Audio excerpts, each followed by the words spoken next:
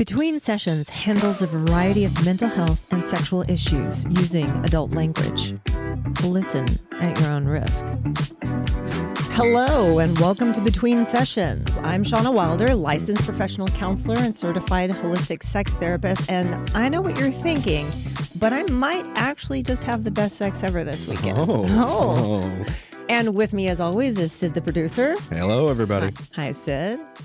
So, hey, Sydney, how have the comments been? Oh, my God. You people and your comments. I am going to start putting a hard rule in on our YouTube comments. Yeah. Because people are getting out of control with it. A little out of pocket? Yeah, I don't know if they were ever in pocket. That's the problem. So what's actually being said? What's happening? First off, we're going to ban the word beta male. That's ridiculous. I think that I'm finally experiencing... You took some heat, huh? I'm taking the heat on the beta male situation, and I'm like, what does that even mean? Is that an insult? Like, Yeah. I'm so clueless. Yeah. Wait, beta male, soy boy, pick no, I guess they don't say pick me, I guess, for guys. I mean, I would argue to say that it is the event. I mean, it is what it is. Like, what they're calling me essentially is like, pick me. What did that one guy say? Don't you realize, like, countries want to destroy us? God. Yes, he was talking about like geopolitical issues. I'm like, we are talking about sex and relationships. Like, we are not curing Iran. No. It's not happening. No. We're not that fancy. But it's so linked. Everybody thinks it's linked. That like masculinity goes across everything, all areas. So it's got to be present everywhere, and it's got to be the same. So the idea is we have to keep our masculinity up so that people don't anticipate or don't see us as weak. Yes. So we're saving the United States by not producing beta males. This guy is also imagining a day where we go to war and we just have a battalion of like soft underbelly, like beanie wearing, matcha drinking guys that can't lift a rifle or something like that. I don't know if anybody's actually paid attention, but you should go watch and see the photos of all the people who served in World War I and World War II. Yeah. Yeah. The ones who came out of that weren't not exactly. Weren't the big guys. No, not exactly. It was the very small guys that could stay down in a foxhole. And if that means a pick me, I'll take it. I'll take it. I want to point out, though, you're getting the shit from other men. I know. It's never the women. You're not getting women saying, oh, this is so unattractive. But I'm also not getting support from women. No. Like, no. I'm hearing radio silence. For a pick me, I would like some backup. See, and that would validate that. And that would validate my pick me. If a guy thought you were being a pick me and the women showed up in droves to be like, I'll take him. You're not wrong. That's not what's happening. No, it's not. So, and then what kind of comments am I getting, right? You're getting like follow through. You're getting like questions. Oh, at least close to on topic. That's because you don't see a lot of the ones that I'm deleting. Okay? Because you don't see. And then you also don't see. I did show you the other day the people that like send me garbage through like LinkedIn. So who wants to? Are we both being objectified by men? I mean, yes. Is that very different, but a very different aspect of what's happening? You're supposed to be cannon fodder, and I'm supposed to be a warm body. Like, I guess is the thing. At least I get to be cannon fodder. I did get one fun comment. Someone just wrote vulgar. I thought that was fun. Nice. I know. I like it. I think I'm going to get it on a t-shirt. I like this. And it just says vulgar. We're going to have vulgar merch. I'm going to have I'm going to have it in the metal script where it's like vulgar. Sorry. Vulgar. I'm just going to get you a necklace, like a jewelry piece. Yeah, that like Carrie Sex and the City script. It just says vulgar. Vulgar. And like, or no, the big door knocker earrings where it has it. I'm going to see if we can get that made. Let's just see if we can get the necklace made. Let's just get as trashy as possible. Vulgar. I like it. Great. It's great. All right. So what do we have on the schedule today? All right. So today we've got 3 phone call. Well, we've got messages. Oh. And we've got one. Y'all are hitting up the hotline. We've got a live message, or we've got a live caller 2 in a second. Okay. But for right now, we're going to play a message that I actually got in from the phone. Okay. And just so everybody knows, if you have a chance and you have a question, or if you have a comment about something and you want to say it with your chest, call the number, tell us what you think, and reference what you're actually calling for, because we have no idea. 682-422-7732. That is 682-422-7732. I'm glad one of us knows it. 24/7, baby. 24 hours a day, 7 days a week. Call us, leave us a message. Any vulgar ones, I might put your number underneath it when we broadcast. You might go first. You might go first. You might be the ones. All right. So let's hear that first message. All right, let's go with Hi, Hannah. my name's Hannah. I am 37 years old, and my scenario that leads to my question is, so my husband would absolutely love to wake me up by being playful. However, to this day when I'm still asleep, probably not, and he tries something, whether it's any type of intimate touching, so like just even touching my breasts or kissing my neck or stroking me in some way, I wake up in full-on panic mode. Yeah, I would too. Mostly because I had, in my past with my exes, not great experiences. Transparently, they really enjoyed hurting me. And specifically when I was sleeping with one of them. And so I have a very difficult time with that. And over the years, I've had wonderful, safe friends and safe spaces that have kind of helped me regain some of that autonomy. And my husband has been extremely patient. We've been together for 15 years at this point. And he's very communicative and very helpful when I'm awake and we're having conversations. And, you know, that's like a hard no for me. And maybe we could try doing that differently. And so we've done well together. And he's never vocalized that he's disappointed or anything like that. But I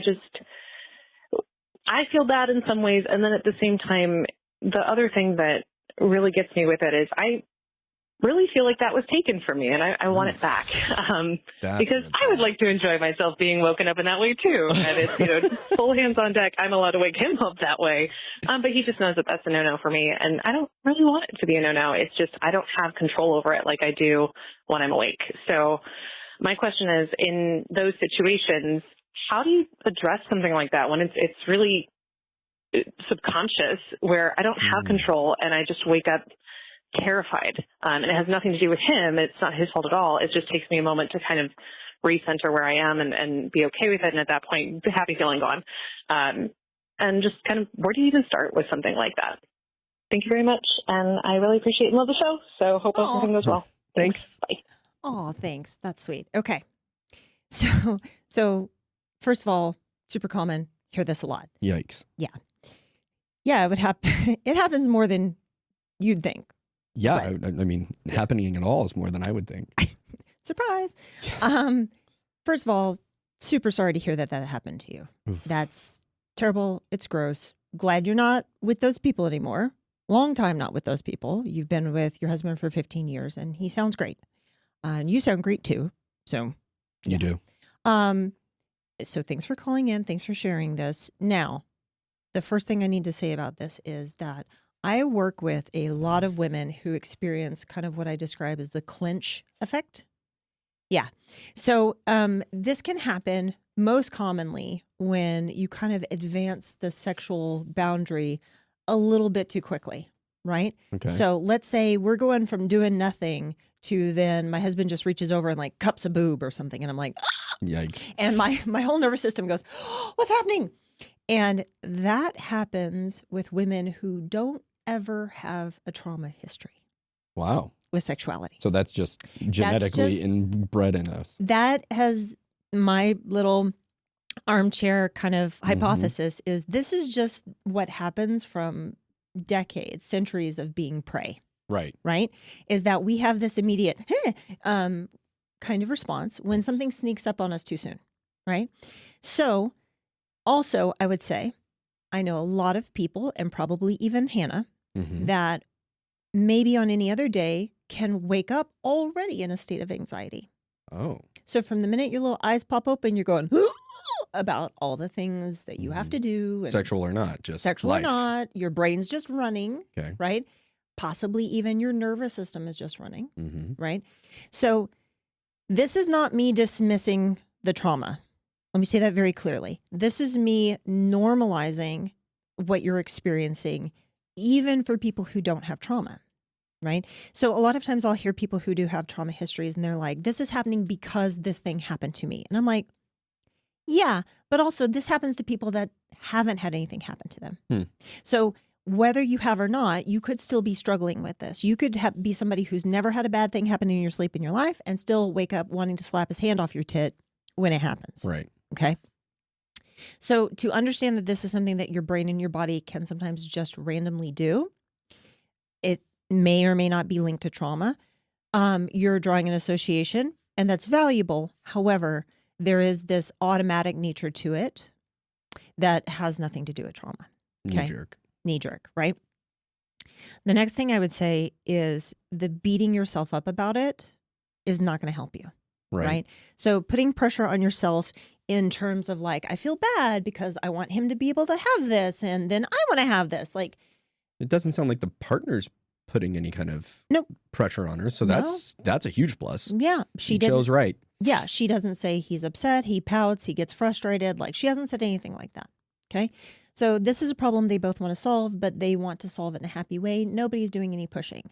So what that means, Hannah, is that you can't be pushing yourself from the inside. The more that you focus on pressure about it, the harder it's going to be to move any of these variables around. Right. Okay. It's fine, though. I will say this. It is fine to get angry about a circumstance and have that kind of like catapult you to change, right? Her saying like, I want this for me. Great. Great. Absolutely great. When I have two people and one of like, you know, a man and a woman, and the man is saying, hey, honey, I need you to make a change. And the woman's like, okay, I'll make a change to make you happy. Progress will look like this. It will not be steady. It will come and it will go. When the woman herself says, hey, I want to make a change for myself, and also this will make my partner happy, but I want it for myself. Change will typically look a little bit more linear. There won't be backsliding because it's tied to that person's goals, not just I have a goal of placating you. But is there any benefit to having an hour goal? Yeah, there is. Right. There absolutely is. But you can't minus the personal. Okay? Okay. Because again, then it's just, I'm going to have trouble remembering because it's not tied to my goal. I'm doing something for somebody else. Okay? So that's thing number 2. Thing number 3, it sounds like you're already partially doing most of what I would kind of like recommend or like prescribe. I got to hear on love the prescription. Yeah, as if I'm a doctor, right? So what I would suggest is this. He's going to surprise you. You're going to wake up and go, what? A little bit, right? And it sounds like maybe as a suggestion, like don't hit up the erogenous zones immediately. Maybe like rub my thigh, rub my back, rub my arm. Don't kiss the neck. Don't grab a boob. Don't grab the puss. Yeah. Right? Like those are highly, highly innervated, and those are highly triggered to the clench response. Okay. So maybe start a little bit on the outskirts and then move it in as I kind of wake up. Right. So you don't want to wake up with his face in your crotch. Right. Like that's too much. That'll definitely shut up, Sid. That'll definitely trigger that response. Okay. But wherever it gets triggered, you have to kind of lay there for a moment and breathe. Have a little conversation with yourself about what's happening in your body. Okay. Talk to yourself about how like, this is just a knee-jerk reaction. He's safe. I'm safe. I know he's not going to hurt me. I might I can let whatever feelings I've got, annoyed, scared, fearful, whatever, I can let them come up. I can let them go. So what this means is basically he needs to not withdraw from you. You need to just kind of like marinate in it for a little bit and breathe deeply, get out of your head, get into your body, lean into what he's doing, see if it feels good, and see if you can just hang out there long enough to shift your mindset out of that fear response. Interesting. Right? So you're letting the body kind of like regulate and calm down, and you're talking yourself through it like, okay, we know what's happening. This just happens. Okay. But let's look around. Like the variables are different. Yeah. Okay. Open your eyes kind of thing. Right? You don't have to open them. You can pretend like you're asleep. It's hotter that way sometimes if you just keep pretending like you're asleep. But anyways, so that's my first suggestion. Don't take that automatic clench response as I have to break all contact. You have to stop touching me go to the other side of the bedroom. I'm going to go to the bathroom and calm myself down before I come back again, right? Is if you can, if it feels safe, hang out there and talk to yourself about what's happening and breathe and let your body lean into whatever he may be doing that feels good and feels safe. Okay? So take note on what you like and what you don't like out of the situation. Yes. You remember the ladder? Right? We talk about the ladder a lot. So if there's something down here, like if he's just, like rubbing your leg or rubbing your back, and you can get out of that moment and go, well, but that does feel nice, right? Okay, great. Breathe, lean into it, take it in, right? And then ask yourself, do I want to go up one rung on the level? Do I want him to move up a little bit more, right? And probably he can tell when this is happening too. He might be able to feel your body start to relax a little bit, might hear your breathing kind of like regulate, right?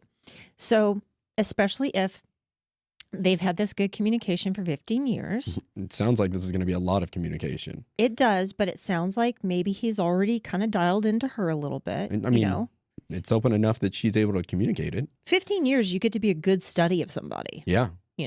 So, and if you want to talk him through it, like, hey, like not in the middle of it happening, but like beforehand, say, hey, here's what I'm going to try to do.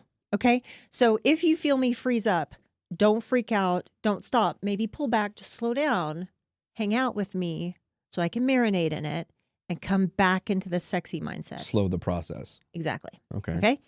And then my fourth recommendation is you have spent a long time practicing this, right?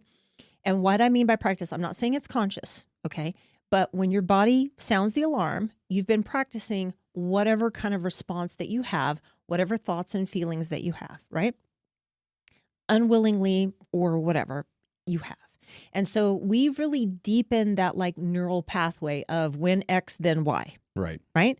So what I would recommend is outside of sexy time, okay, whenever you have a spare moment throughout the day, or, you're alone, maybe you're having some self-care, whatever, mentally rehearse this feeling positive.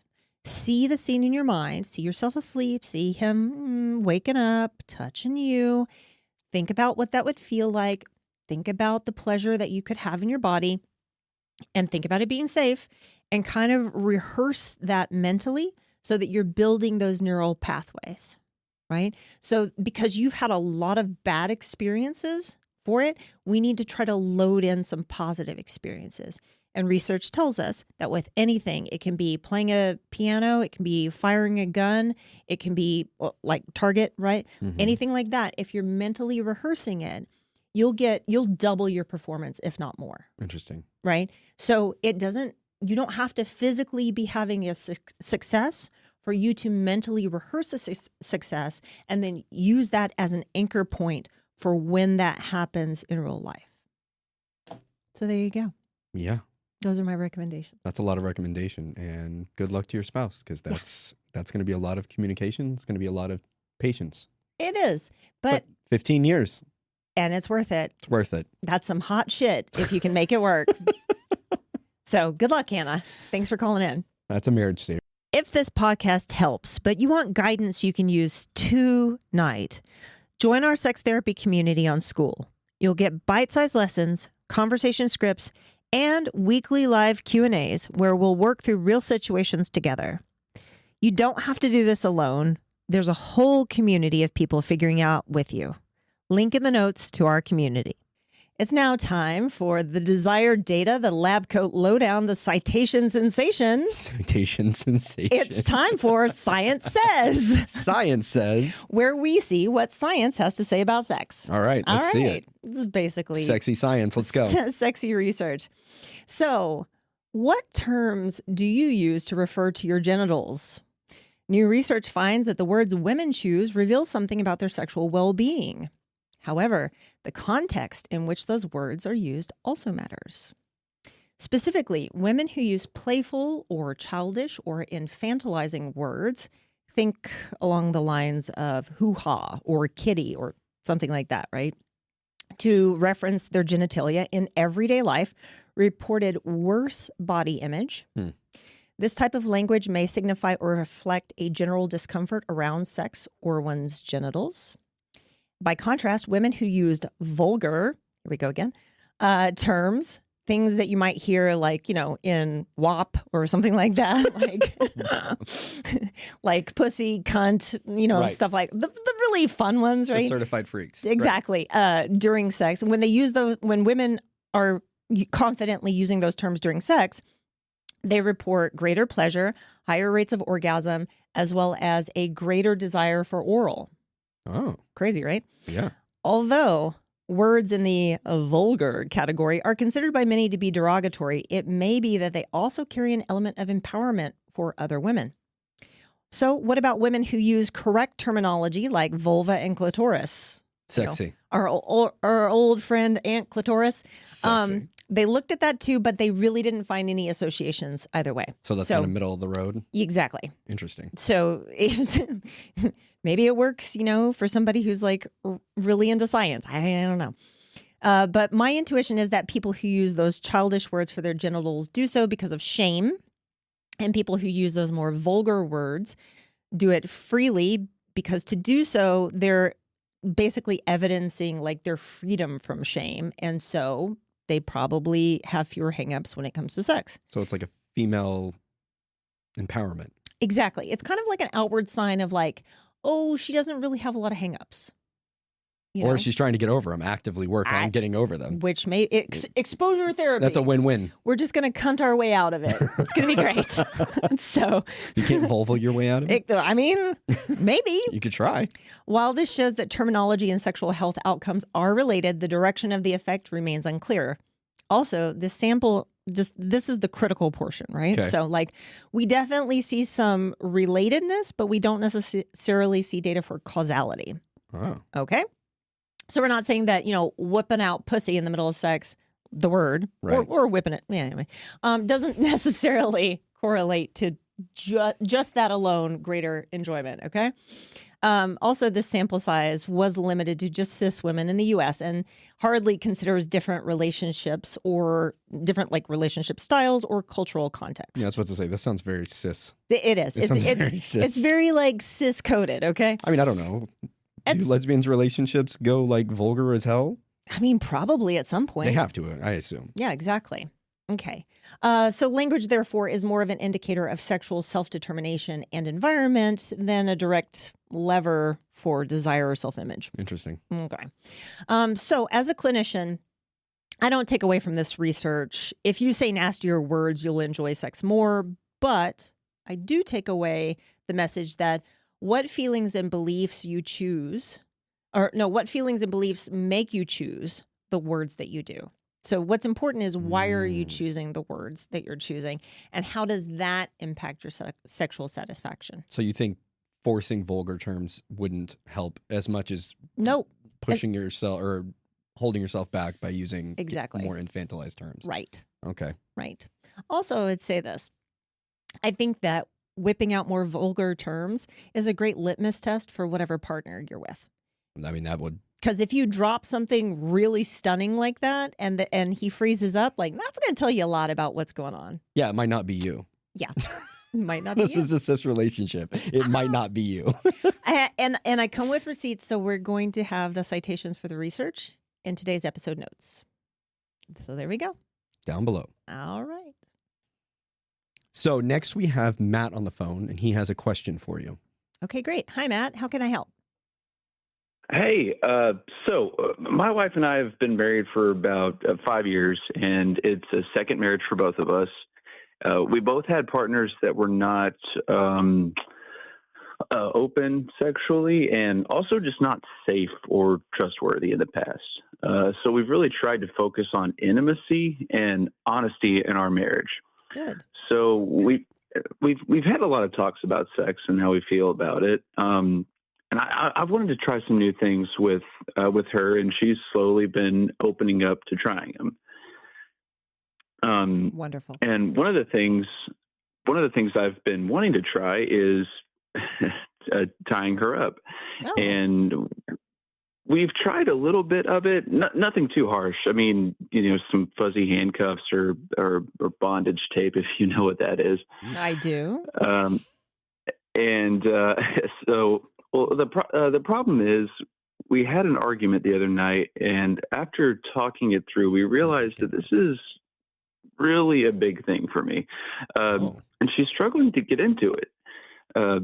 She says she wants to enjoy it because it is such a big thing for me, but she doesn't know how. She says she's struggling with not feeling like she's enough, like she's not enough for me as she is. Hey. That I have to do extra things to get her excited about it. And I tried to explain to her it's not like that. But I just need some advice on how to talk to her about this and, make it something we can both enjoy. Okay, great. First of all, congratulations on being open with your partner and sharing some things on your sexual wish list. I love that for you. So thanks. I take it, though, that before this, the somewhat vanilla sex that you were having was still good? Yeah. No, I mean, it was good.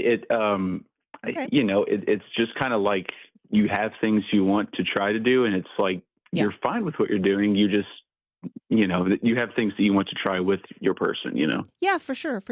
So I asked that because where you kind of left off with she feels insecure about me getting excited about other things and not her. Well, if we reference back to the vanilla sex that we've been having, that's been great. I've shown up enthusiastically. You were the only one there. Why do you need more? No. That's his way to point out to her, like, I've been satisfied with you. It's not, I'm not having to, put salt and pepper on the meal because it's gross. I still like the meal, right? I've been showing up to eat the meal. Okay. Right? Right. So, number one, there's that. But to take it a little further, I'm wondering if maybe she's picking up on an energy that's kind of coming out when you do pull out the bondage tape or the fuzzy handcuffs or something like that, right? Because you said, this is a really big thing for you. You've probably wanted to do this for a long time. So I'm wondering if maybe the energy that kind of comes in when you're doing this is a little bit of excitedness, a little bit of anxiety, something like that. Well, yeah, I mean, it's weird. It's something I've wanted to do, but I'm also really new to it. I feel like I don't know what I'm doing sometimes, but it is something that I have wanted to do, but I am so new to it. So yeah, there's probably some nervous energy for sure. Okay, totally fine. A lot of times when I see people with that, I don't really know what I'm doing. Super common when trying out a kink, right? Also, there's not too many wrong ways to do whatever you're doing, especially the level that you're doing them at. You're not going to handcuff somebody with fuzzy handcuffs in a way that cuts off circulation or, damages a joint or something like that. That would come with more advanced stuff like rope play or something like that. So you're not really going to do anything physically damaging at this point. But possibly because you're kind of you've got this anxious energy going, maybe you're rushing, maybe you're fumbling, and maybe she's seeing that energy spike when you're pulling this stuff out. Also, what could be spiking your energy is potentially knowing that she's not as enthusiastic as you are. So sometimes when I see people, trying new stuff out, especially the person in your position, you might be kind of trying to hurry up and get something done or minimize it maybe, or minimize the kind of time it takes to do those things so that she can feel more comfortable and the pace is going at a good pace. Does that sound about right? Yeah. I mean, it's definitely, that's definitely a part of it. Yeah. Okay. So great. So what I would say is this, slow down with what you're doing, right? What is it? And just quickly for my own curiosity here, what is it specifically about her that you're wanting to do this with her? Where's the turn on here for you? Well, for me, it's kind of complicated because she's been someone that I see as a very powerful, like strong person. And so it's not so much I'm trying to, I guess, dominate in a way, but it's more like if you can get a person who's that strong and self-assured to willingly kind of put themselves in a more submissive role and want to and to enjoy it, it kind of makes it feel like, oh wow, like this is, this is a real turn on, because in a way it feels like they're choosing to let you have your moment in the spotlight, I guess. It's kind of complicated. No, I get it. The old role reversal kind of thing, right? So the reason that this is so attractive to you is because you do see her as such a powerful person. And so the kind of like juxtaposition of that is the turn on. Does she know that? Wonderful. Now, that's a good question. That's about where I was going to go next, right? So number one, kind of slowing down and, understanding that you get nervous and excited, and maybe that doesn't play so well for her. Right. Just with like pulling out the stuff, because like I'm imagining there's a point where you're like cuddling, kissing, touching, and then it's like, hey, you want to do a thing. And then suddenly you're like rummaging through the nightstand drawer and fumbling and dropping and all that kind of stuff. Right. So yeah. It's definitely kind of awkward getting it out. Yeah. Yeah. So that's the point where you need to kind of like breathe and slow down and don't rush and don't try to like strike while the iron's hot. And just kind of like play it out a little bit more slowly. That's tip number one. Tip number two is kind of like what Sid said. Maybe you need to communicate why this is a turn on for you, right, because she is such a strong person. And then that leads me to tip number three. Okay. Have you ever heard of the term topping from below, or possibly the term bratting? No, I haven't heard of those before. No, I'm sorry. Okay. Totally fine. That's totally fine. So, number one, if you're slowing down and you're kind of sensualizing the process, not just slowing down, pulling the stuff out, but as you're tying her up and all that kind of stuff, talk to her. And, if you tie her arm back to the headboard or something, then you're running your hand down her arm, talking about how strong her muscles look and how beautiful she looks like this. So on the one hand, you can try to see if she's got a praise kink. So you kind of like lean into complimenting and praising her for doing this and really like pouring it on about how great she looks. So you can try that and see how that works. The second thing that you can try is, and this is one you'd have to kind of talk to her about, is the concept of topping from below, or somewhat related bratting. So this is where she kind of like puts up a fight and there's a little bit of a tussle. And she maybe looks at you like, yeah, you think you're strong? You think you can tie me up? I don't think so. So she gives a little pushback to it, right? That can be fun. That can be erotic. And that could possibly anchor her back to feeling like she's in control of doing this. So, okay. I think I know what you mean. Yeah. Okay, cool. So those are my big suggestions, but I have to say, it really does sound like you have a great relationship. It sounds like you really do love and care about your wife a lot, and you're not just trying to like force her to participate in something. It also sounds like she really cares about your feelings with this too. If she's wanting to like take the time to really figure this out and get you to kind of like more into a mental alignment about what's happening. So you've got a lot of good positives to build on. Try to keep that in mind. This is a small little bump in the road, and it just takes a little bit of zhuzhing to get everybody going in the right direction. Okay? All right. Yeah, for sure. I'll do it. Thank you. Thanks, Matt. Have a good one. Thanks, Matt. All right. You too. Thank you. Bye. Bye. Well, that was pretty interesting. What do you think about that? I mean, topping from below, can't we just call it what it is? You're just bottoming? Like, just call it what it is. You're just a power bottom. Like, it's fine. That's kind of borrowed from a different... No, it's the appropriate term. Like, topping from below, it sounds like you're just kind of... Hey, man, call it whatever you want. Yeah, but that's what it is. I mean, the bratting situation, it sounds like gives her more control, yes. Mm-hmm. But I also think it can go against what he's trying to accomplish. Maybe. To a point also. So it is something to explore. About it, but it's just... It reminds me of a couple clients I've had who said that their kind of like kink awakening was comic books. And it was always where like, one of the heroes or like Superwoman got tied up or something like that. And she's like, oh, when I get out of here, I'm going to da da da da da. You know that Wonder Woman was originally yeah. Like, yeah, it's exactly what it was. That's exactly who created it and why. Yeah. If you don't know, look it up. We're not going to go deep into it, but you should watch Dr. There's a movie. It's called Dr. something in his Wonder Woman. It's fantastic. You should definitely give it a watch. Yeah, it was the creator of Wonder Woman basically was into like dominant women and submission and all that kind of stuff. And he also developed the lie detector. I know. Him and his wife. Like, that's crazy. It's pretty amazing. So anyways, I think it's great that we have people, like trying to explore kink, especially safety. Now, do you know what the bondage tape is? No. Okay, so it's a roll of tape. It's not really tape. It's more like just vinyl, and it lays on itself and just kind of sticks to itself. And there's no adhesive, so it's not going to stick to your skin. It's literally like window cling vinyl. Sounds like you would just pop it right off.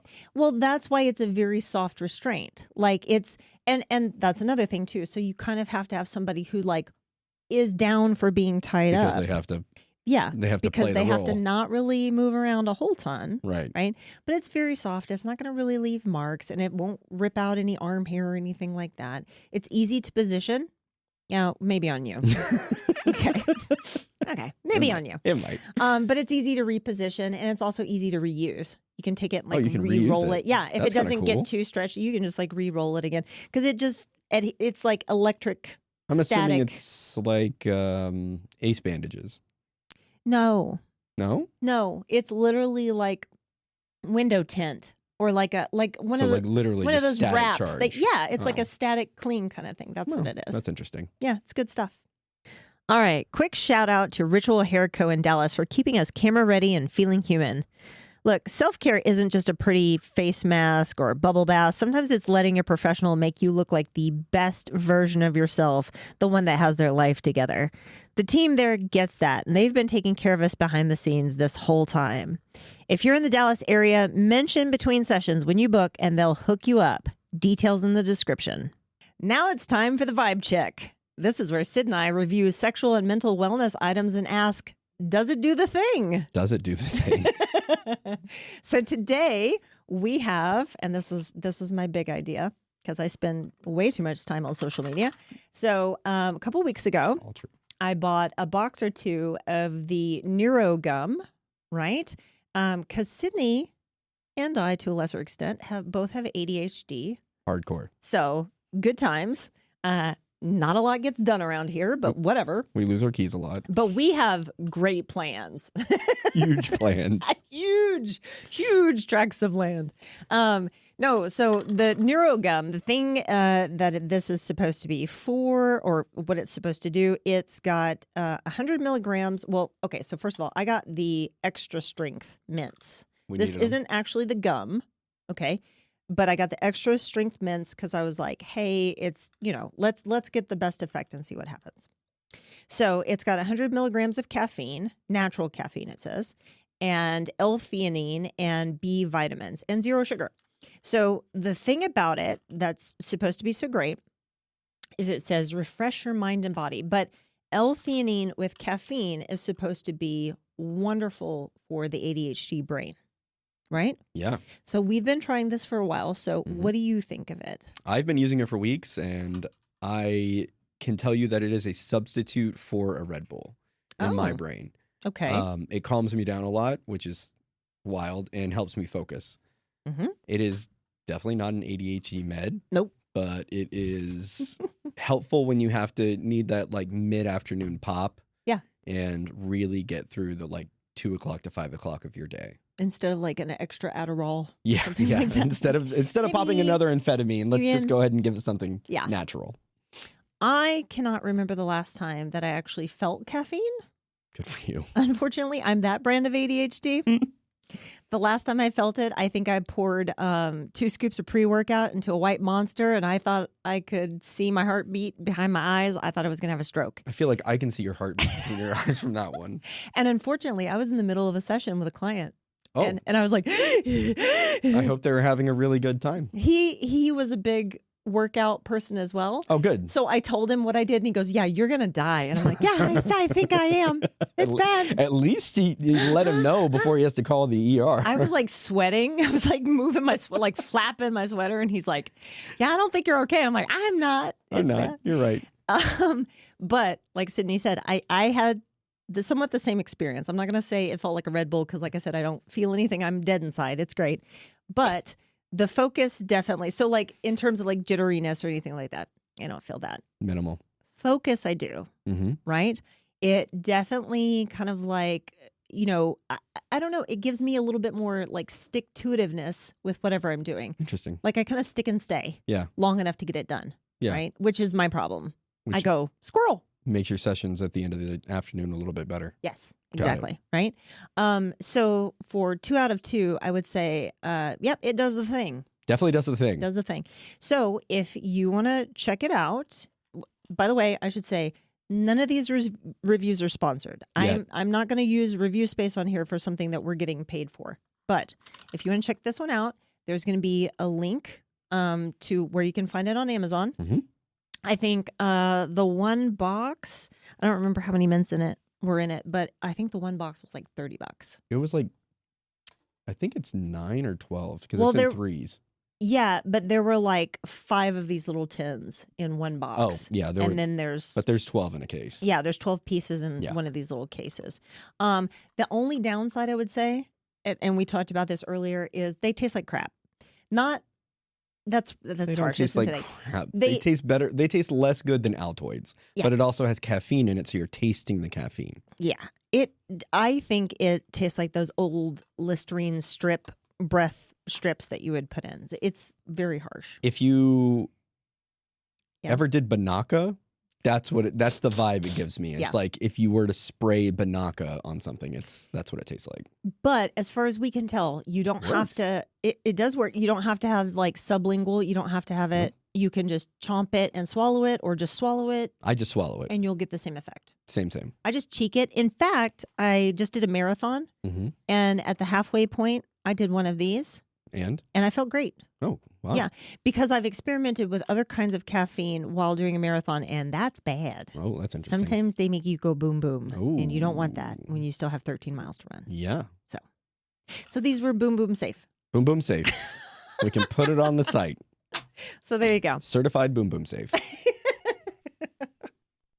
We have another message that came over the hotline. Again, hit me on the hotline. Call the hotline. Yeah. 682-422-7732.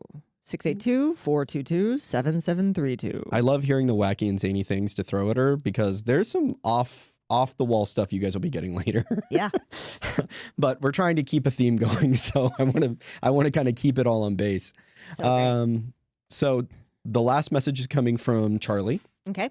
And Charlie left this message for us.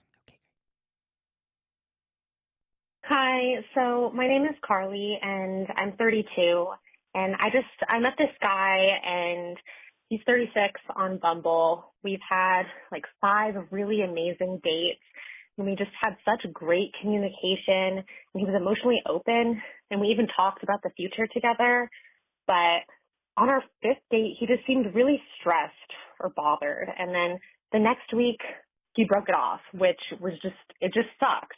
Because I thought things were going so well, and I felt really hurt because I felt like we were going to end up together, and everything just did not go the way I thought it was going to. And he even had mentioned that he told his friends about me, about how great I was, and even mentioned me to like his family and stuff. So that made it even worse. And I just wish we could have talked about it in person because I feel like we could have gotten through it or talked about his stress at work. And maybe we could have just taken some space or something. I don't know. It just makes me so upset because at the beginning, I just was the one who said I wanted to take it slow and I was worried about getting hurt. And he said that would never happen and that he was going to take care of me. But then here we are. So I'm just really bummed and I need some motivation. I'm just so tired of dating and nothing going all the way. I just want to reach out again, but at the same time, I'm worried that he's going to just take that the wrong way or things aren't going to get fixed. But I don't know. Can you give me some motivation or make me laugh or something? I can do that. Yeah. Should I text him at a later time? Should I just completely give up on him? I feel like I tried to go on a few dates and just my heart wasn't in it and everything sucks. So can you just give me some advice, please? Yeah. Okay. Tell us what you really think. Just give me some advice, please. I just need. Tell me I'm a good girl. Tell me. Bless her heart. Are we still ghosting people at 36 years old? Yeah. Are we still using Bumble? Hey, man. Listen. Yeah, we are. And I don't know why. I don't know. Other than there's not a lot of other good choices. I guess. Right? And Bumble was supposed to be the like female-centered one. Yeah, did they have to change that? They did. Oh my god. And then that was like, they've been so problematic. They had those stupid billboards. Like they've been very problematic. Okay. So yes, what's the motivation for all the yes all the talk in the beginning? Like what is the motivation? You want to take a stab at it, Sid? Is he lying? He's love bombing. What does that mean? Love bombing. That's where you're Romeo. And because she said they went on 5 dates, man. Yeah. 5 dates. And you're already the one and he's telling his family about you and talking about future plans together. That is, let's say a date a week, right? Okay. And probably not even that. Not even that, yeah. Given it might have been a 2-week so period, it might have been, likely. Right, exactly. Okay. So at the maximum, 5 weeks. 5 weeks. And you know she's the one. She's packing boxes. That's bullshit.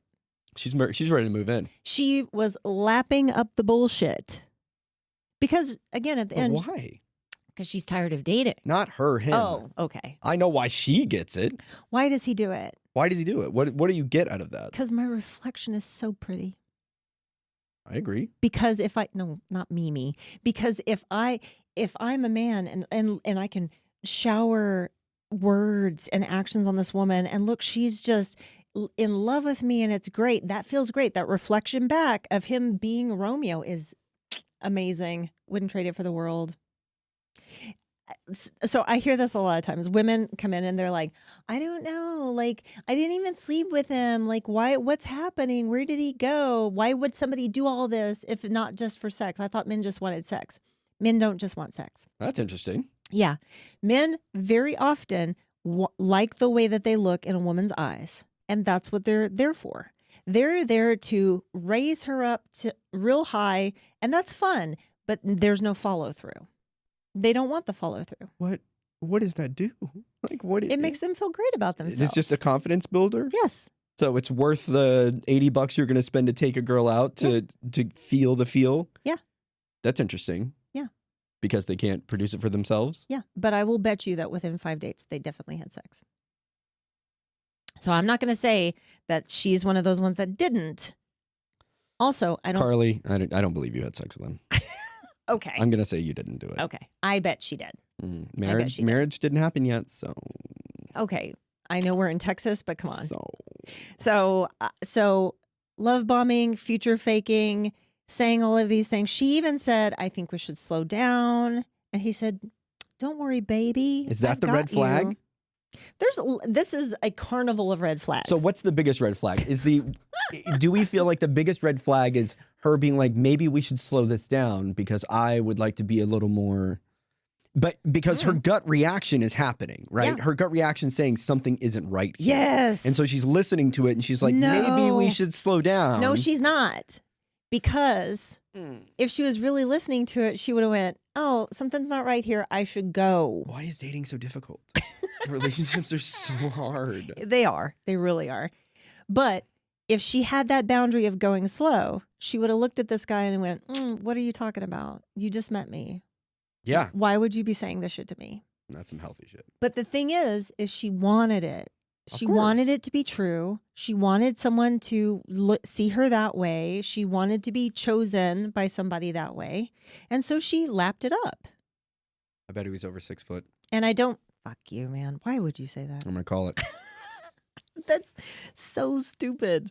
I'm gonna be angry on Eric's behalf at you for that. Because she is ignoring so many red flags in the situation. Mm-hmm.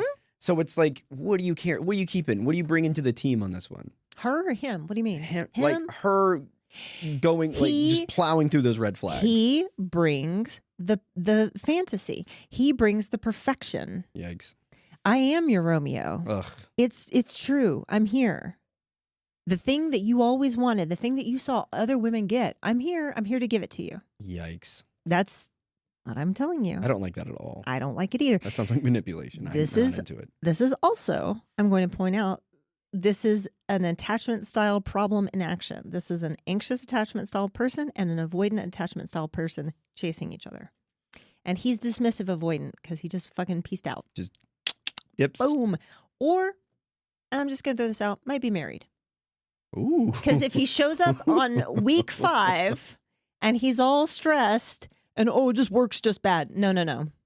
I think maybe somebody was closing in on you. I totally missed the work was bad thing. And that's another thing too. Oh. So you're asking what is the reddest of flags? That one. Well, I'll just tell you, however perfect he may seem, if work stress gets in the way of him forming a relationship with you, this is a car with no wheels. Because that's we're not going carry anywhere. Over forever. Exactly. There will always be stress about something. You won't be the priority. And right. And if he does not know how to balance, he doesn't know how to live his own life and nurture a relationship, what are you going to do with him? So here's the deal. Uh-huh. Here's where she's fucked up right now. 1, no more communicating. Okay? If he wanted to communicate, he could. Mm-hmm. Right? This is not on you. Right? Sometimes we think that, we should communicate. That's what you do in a good relationship. She should not do that right now. This is not a relationship. Right. This was 5 dates and a ghost. Now he's dead. Let him rest in peace. Leave him alone. He's buried. If he wants to come back, he can come back. However, I would not take him back. Absolutely. If you can not talk to me for however long it's been until he comes back, go more. Do more. Forget all the way fucking about me. Leave me alone. That's right. If you can go a week, 2 weeks without thinking about me, without reaching out, go for more, man. Start a streak. Leave me the fuck alone. Yeah, because what are you getting out of this? Well, like, what are you getting out of the relationship if you're able to leave? Yeah. Just dip out. You get to focus on yourself and not have to worry about maintaining a relationship. And this is where I say he was never actually there to have a relationship. He was there to feel good about himself. It seems like he did that. And then got what he needed and then out. Yeah. So, number 1, don't reach out to him. That's some bullshit. Number 2, you need to tear this down. You need to see all the reasons that we're saying that this was not the perfect guy for you. Okay? No matter what he said, no matter how he made you feel, that's great. Right, maybe at some point with another guy. But the perfect guy for you won't make you wonder about where the fuck he is or how he fucking feels about you. He won't put you after work stress. He will share his stress with you. He will talk with you about it. This guy did not do it. Any of it. No. So this crush you're dragging around for him and he's so perfect and it could have worked out. And why didn't he? Because he's not perfect. You need to crush that statue. Okay. So that's my recommendation. Also, you need to really, really do some inward looking into what is my motivation for dating? Who is my ideal partner? All of that kind of stuff. I cover all of this stuff that you need to be thinking about and focusing on in my dating course. This is the bread and butter of what I teach people, okay? Probably watch that. Probably should. You need to be in my school. Get in that fucking classroom, girl. Because you're just kind of out there going willy-nilly. And if somebody walks up and tells you everything that you want to hear, and maybe he's 6 feet tall, you just swallow it down. Over 6 foot. And then you have a tummy ache. And here we are. You'd have a bad credit score at 6'2". And I'm not blaming her. No. Okay? Everybody wants to be in love. Everybody wants to feel love. This just wasn't it. This just wasn't it. This experience will teach you of what you don't want. Yep. But also that you can feel happy in a relationship if you find the right person. Absolutely. You're not dead inside. Nope. So there's the benefit. There's the benefit. Congratulations. Carly, you're ready to move on. Oh, honey. Ugh. That is just the worst. It is. It's really hard when you get your hopes up about a person and when they tell you that everything's perfect and everything's wonderful and we're going to have this life together and all this kind of stuff. And then they're gone. Poof. Bye. Ugh. I know. So we feel for her, but Kind of. she wasn't the one that broke her heart. She doesn't need to be the one to fix it. Yeah. You That's know? true. All right.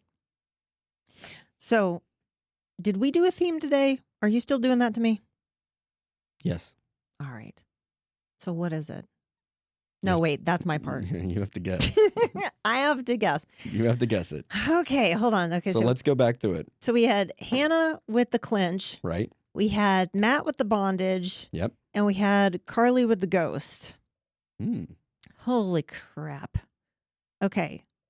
So I'd say I should have dropped this earlier. This could have been a Halloween theme. oh. I think with all of these, what I'm hearing is like roadblocks, like a hard stop somewhere in there. So it is focused on the understanding your partner's communication. Man. Being able to listen or hear what they're saying. You know, this is an audio podcast. Doing this, like, unless they're watching on YouTube, they don't see You're not that. watching on YouTube. Doing your little soy boy hand little gestures back over and there. forth, You beta. What are you just doing? baiting out. Maybe I should make you a t-shirt that says beta. I'm gonna get a necklace. Get a little beta fish. It's a gold A little beta fish. fish. That's so stupid. I would ice out a beta fish and That wear would be that. great. All right, you ready for the outro? Let's do it. Okay. Take a beat. All right. Well, big thanks to all of our guests today.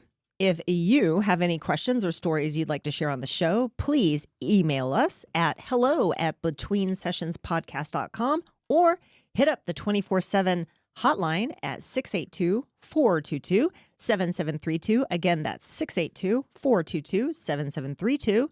Please give us a subscribe, like, and follow on all platforms where you stream your podcasts. Check out the website to get on the mailing list to stay updated on any local special events. And as always, big thanks to our sponsors, Ritual Hair Co. in Dallas and Private Room Supplements for all your sexual wellness needs. I'll see you next session. All right, now get out.